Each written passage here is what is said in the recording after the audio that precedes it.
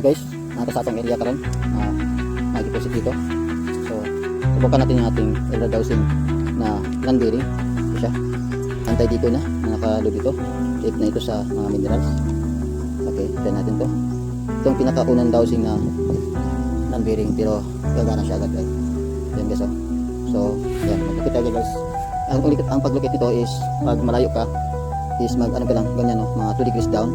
Tapos iyan mo siya, i-drag mo siya dahan-dahan. Maglupit siya pag mag-click siya guys. Yan guys. So papunta doon, punta. So yan guys, ha.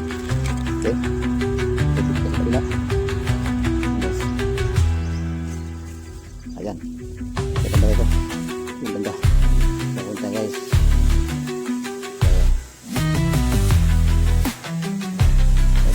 So bye. Handa natin ang ano guys, no? So guys, dito tayo sa medyo malapit na guys, no? Yan ang puno guys, oh. Yan siya. Tayo. Ito natin guys. Ayan. Extra guys, so papunta doon. Ayan, ito. Oh, X. So dito ang direction. Punta natin. Motoro yan, diyan mag-ano pag ganyan ang galaw mo guys. Yan siya guys. Punta doon sa pang kahoy. So, okay guys. Ayan. Yan naman siya guys.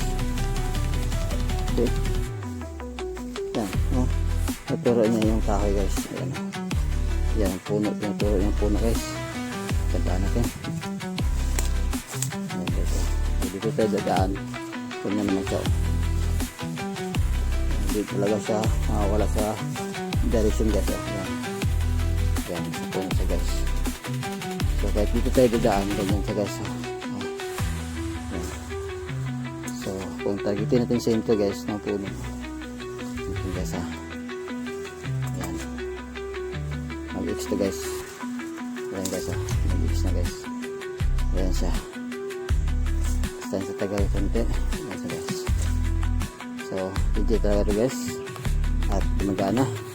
At walang bearing. Okay. Ayan. Ayan siya guys. Oh. Ayan siya guys. Ayan natin guys, ha. Pakatapos yun guys, ha. Ito ang pressure type ito guys. Ayan. Naglalalain ko. More than 20 feet ang lalim ito guys. Ayan guys, ha. Ito ang pinaka original na copper wire na matigas. Copper yan guys. Copper yan guys. Brown color, red. So natago siya dito guys. Pinatago siya dito guys. Tapos tago siya dito.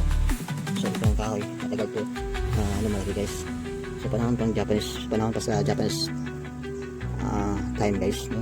Panahon pa sa World War II. Nandito na to guys. Ito ang kahoy. Malaki ito guys, na kahoy guys. Tingnan mo lang sa laki na guys. Mga 30 inches ang lapad, so malaki ang bilog nito guys. So dito lang ang banda sa ilalim guys, sentro. Sentro ito ang pinaka-boundary niya, sentro dito. Ang isa naman doon tumuturo din dito guys, doon banda sa may kawayan. Doon sa may kawayan guys. Yung isa tumuturo. So dalawa ang item dito. Noong una nakapunta pa ako doon, pero ngayon hindi na. Kasi binabakura na nila guys. Parang nakakalabas sa akin guys.